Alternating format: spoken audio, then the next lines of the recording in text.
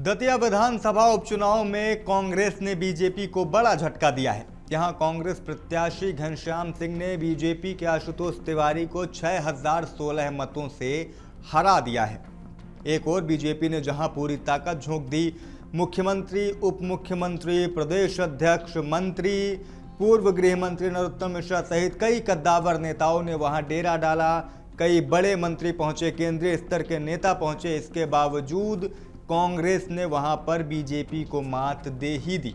इसके बाद अब बीजेपी इस हार की समीक्षा की बात कह रही है, तो वहीं कांग्रेस ने इसे जनादेश बताते हुए कहा है कि जनता ने अब इस बात का अंदेशा, इस बात का संकेत दे दिया है कि बीजेपी के अंत की शुरुआत अब हो चुकी है।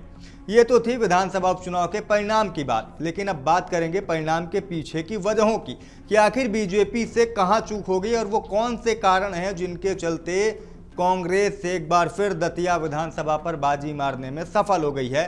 विस्तार से चर्चा करेंगे। नमस्कार, अमर उजाला देख रहे हैं आप, मैं हूं आपके साथ शिवम द्विवेदी।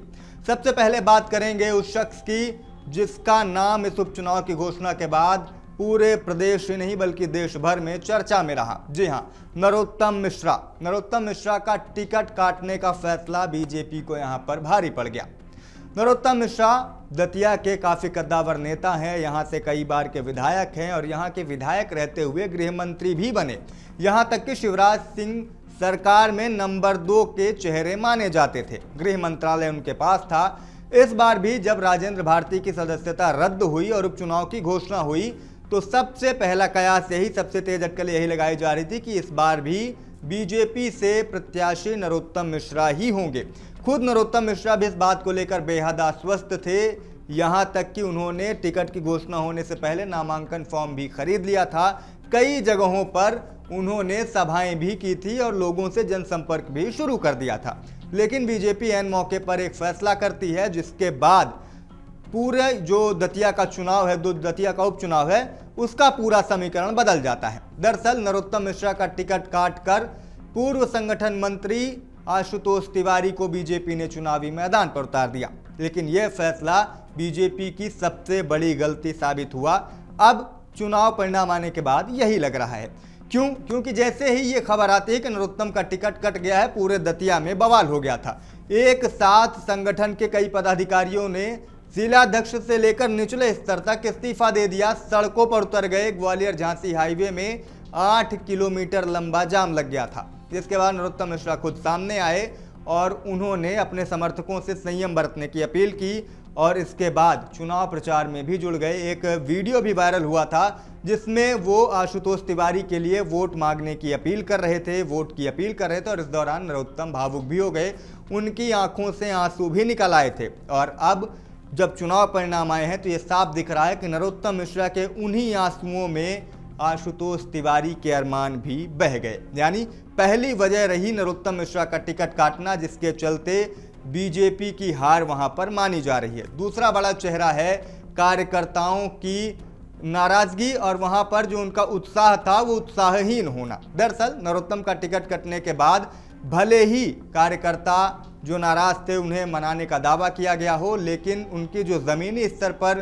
पकड़ होनी चाहिए, जो जमीनी स्तर पर उनका उत्साह होना चाहिए था, वो इस बार के चुनाव में दिखाई नहीं दिया। क्योंकि नरोत्तम मिश्रा सिर्फ एक नाम नहीं बल्कि दतिया की राजनीति के एक बड़े चेहरे माने जाते थे।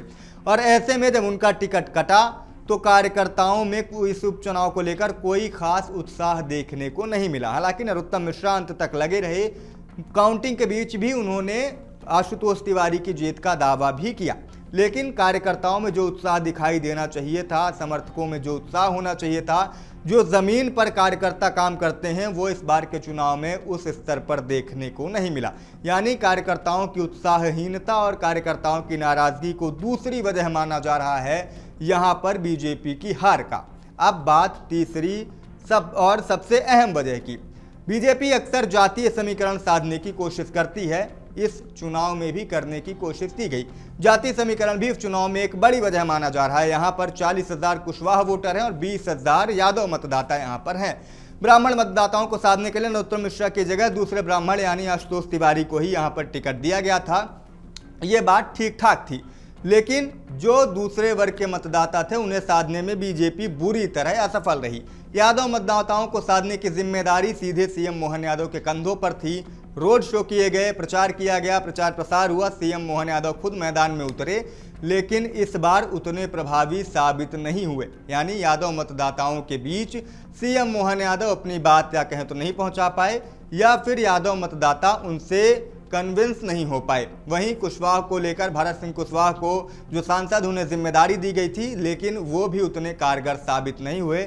नतीजा ये रहा कि 6016 वोटों से बीजेपी को हार का सामना करना पड़ा। अब एक और ऐसा फैक्टर है जिसकी बात कोई नहीं कर रहा, लेकिन आप उसे दरकिनार नहीं कर सकते हैं। वो है आज़ाद समाज पार्टी और उसके उम्मीदवार दामोदर यादव। दामोदर यादव इस विधानसभा उपचुनाव में तीसरे नंबर पर रहे हैं और 22,500 से अधिक वोट दामोदर यादव को इस बार मिले हैं।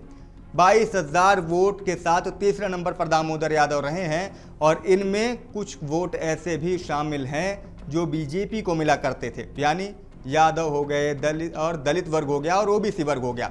इस वर्ग के वोट बैंक पर आज़ाद समाज पार्टी ने सेंध लगाई, जिसका सीधा सीधा नुकसान बीजेपी को देखने को मिला है, क्योंकि ओबीसी समाज का एक बड़ा वोट बैंक, एक बड़ा वर्ग जो है वो अब तक दतिया में बीजेपी को वोट करता था, इस बार भी किया, लेकिन जो 22,000 वोट इन्होंने काटे उसका नुकसान कहीं ना कहीं बीजेपी को देखने को मिला है।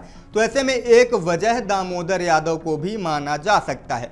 उसके अलावा अगर कुछ वजहों की आप बात करेंगे तो अभी हाल ही में हुआ था जनता आंदोलन जंतर मंतर पर, जहां केंद्र सरकार के खिलाफ, बीजेपी के खिलाफ काफ़ी नाराजगी देखने को मिली। युवा सड़कों पर थे, जमकर जो है वहां पर प्रदर्शन हुआ, काफ़ी चर्चा रही इसकी।